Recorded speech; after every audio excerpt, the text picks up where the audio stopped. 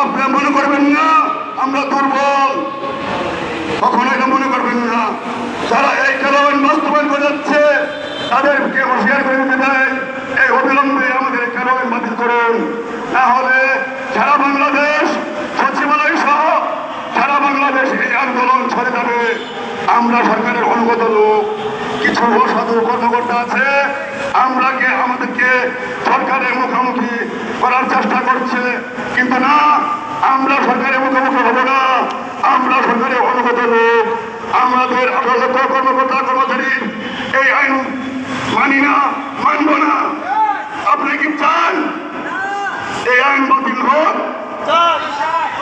ইনশাআল্লাহ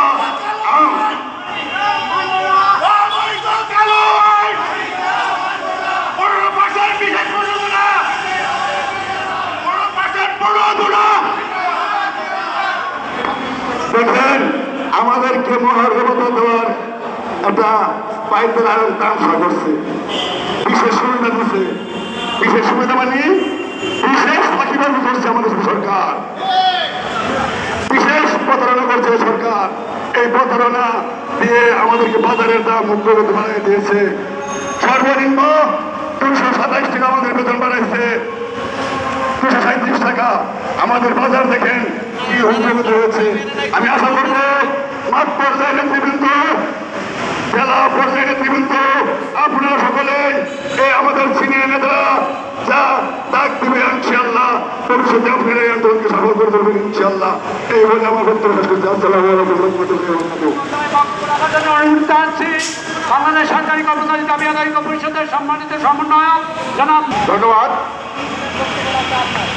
বাংলাদেশ সরকারি কর্মচারী দাবি আদায় ঐক্য পরিষদ ও বাংলাদেশ সচিবালয় সরকারি কর্মকর্তা কর্মচারী ঐক্য ফোরাম আজ যৌথ উদ্যোগে